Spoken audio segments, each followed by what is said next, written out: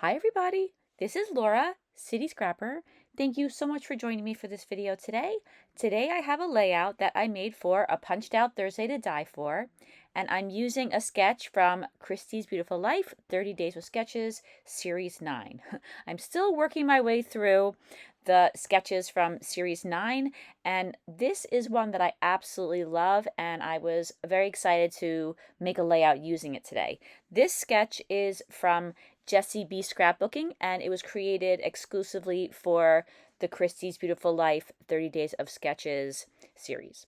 This sketch has 7 hexagons, and I used a die that was in my stash that had the faux stitching around the outside to cut out 14 white and 7 pattern paper hexagons. I used some ATG adhesive and I layered 2 of the white hexagons on top of each other, and then I placed the pattern paper hexagon on top of those 2 hexagons. When I had all 3 hexagons attached together, I used some distress oxide in chip sapphire, and I inked the edges of each of the 7 hexagons. The collection that I'm using is an older Bow Bunny collection, and it's called Altitude. Now, I don't have too many winter collections. For some reason, I'm not really drawn to them, but when I do buy a winter collection, it's because I really, really love it, and I really, really like this collection.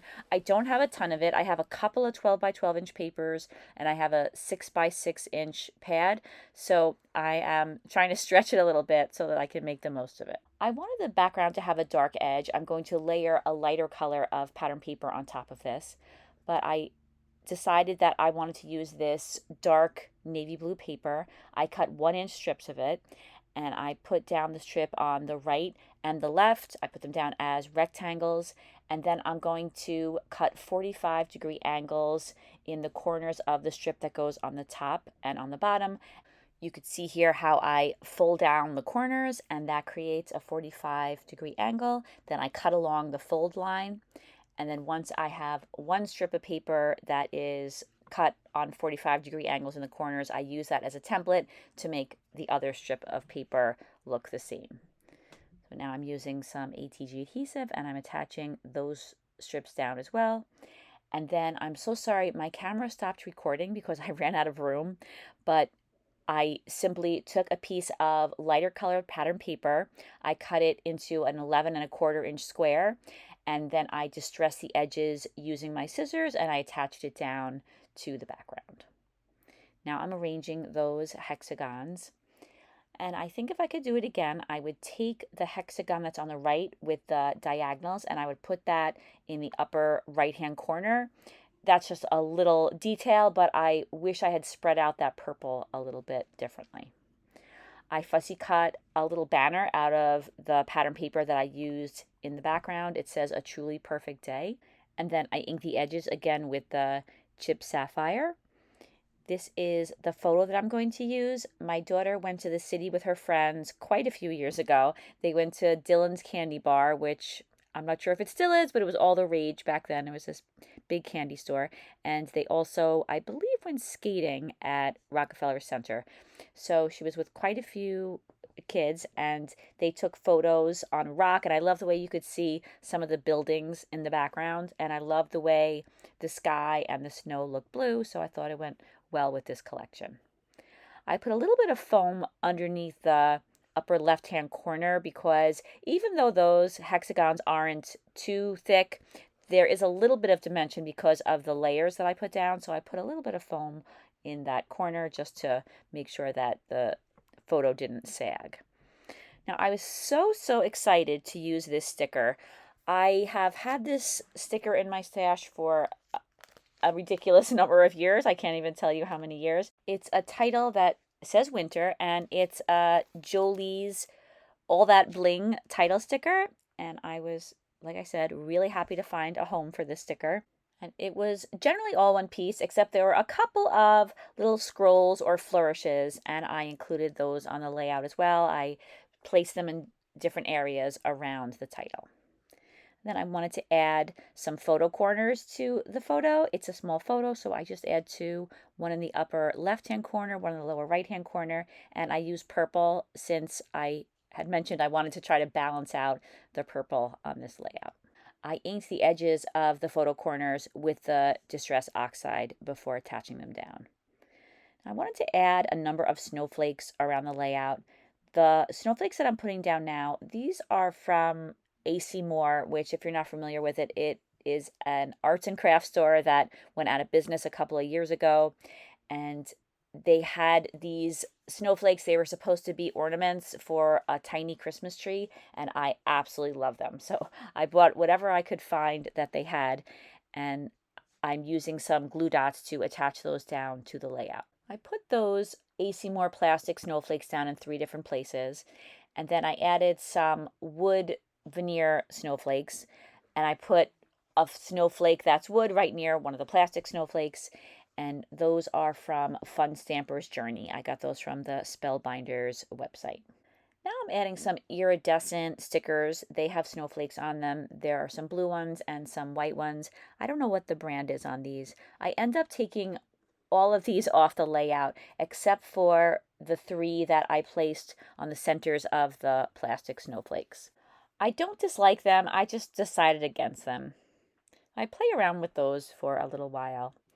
So the photo that I used today is from 2015. I'm trying to go back into my albums and finish whole albums. Now, I haven't been successful at that yet, but I'm finding I have so many half-finished albums, and I find it really rewarding to finish an album. So I picked out this album from 2015, and I'm trying to get these photos scrapbooked whenever I have a challenge. I know sometimes I'll scrapbook other pictures, but I am trying to focus and concentrate on this 2015 album for right now. I have a lot more photos from this trip to scrapbook. I don't recall who the parent was that took the girls down to the city, but whoever it was, they did a fantastic job taking photographs. I have some really nice photos of my daughter and her friends. I added some really, really tiny rhinestones. I would say they're probably about 3mm rhinestones all over the layout. I added them to the photo corners. I added them to the centers of the wooden snowflakes. And then I put one on the banner at the top of the page as well. I'm using some Echo Park stickers. They're from a collection called Keepin Cozy, and they're little banner stickers. They could be folded in half, so if you wanted to put them over a string, you could do that, but I decided to just fold them in half, spell out fun, and put it underneath winter. Now I'm adding yet another type of snowflake to the layout. These are Jolee stickers. There were a couple of different colors on the sticker sheet. I picked out the ones that had blue in them and white in them. There were also red ones, but those didn't really go too well with the layout, so I decided not to use those.